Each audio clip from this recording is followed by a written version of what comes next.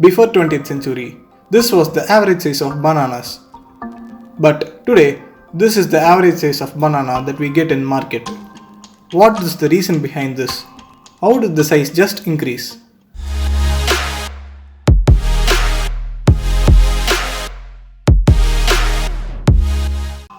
Most of the fruits and vegetables that we get today in market are GMOs, which stands for Genetically Modified Organisms.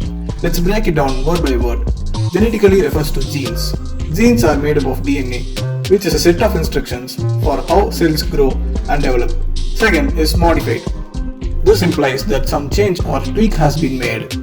Lastly, we have the word organism.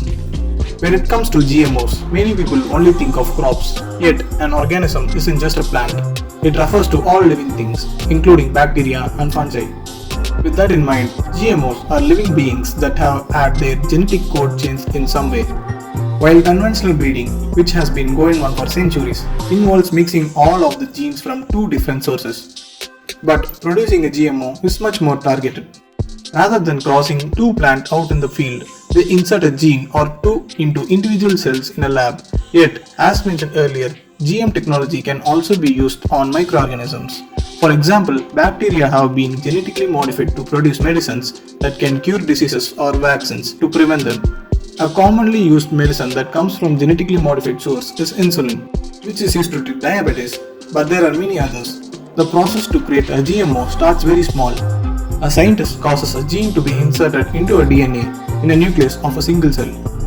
The DNA being used for modification is so small that it can't be seen even under the most powerful microscope. Despite how tiny a cell is, there is a massive amount of DNA all packed into its one little nucleus. To give some idea just how much DNA is packed into a small space, if you were to take all the DNA of one single corn cell out of the nucleus and line it up end to end, it would be about 6 feet long. Into this enormous amount of DNA, a very small piece is inserted. A vast majority of the organism's genetic code remains completely unchanged by the process. Once this single cell has been modified, the scientist will treat it with naturally occurring plant hormones to stimulate growth and development. This one cell will start to divide, and the resulting cells begin to take a specialized functions until they become a whole plant.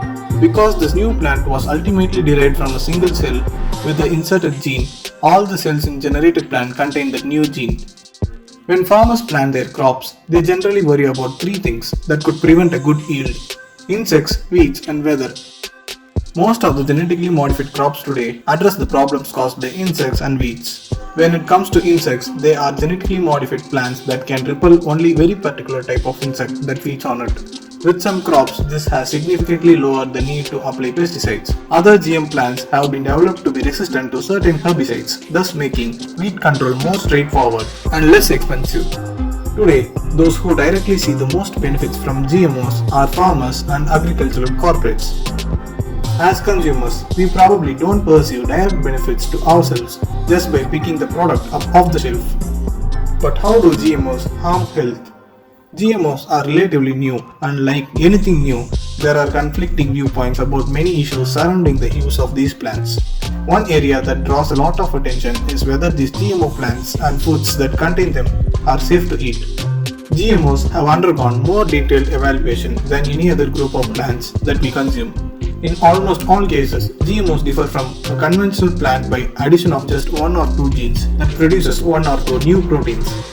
The origin and function of these proteins are well understood. For example, the proteins are studied to make sure they do not have any characteristics that are likely to cause allergic effects. The National Academy for Science has concluded that GMOs are safe for human health. As GMOs stand today, there are no health benefits to eating them over non-GMO foods. But still, why are these GMOs supported by agricultural corporates and farmers? Despite the insect and weed control, many GM crops have secondary benefits that we consumers are not aware of.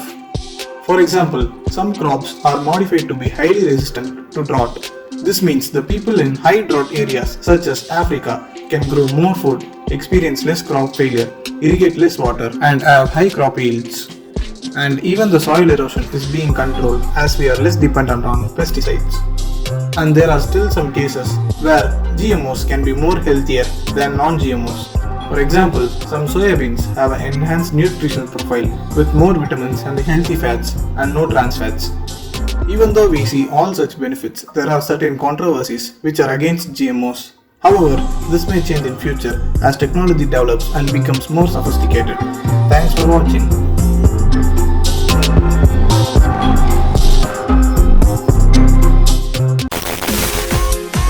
Learn something.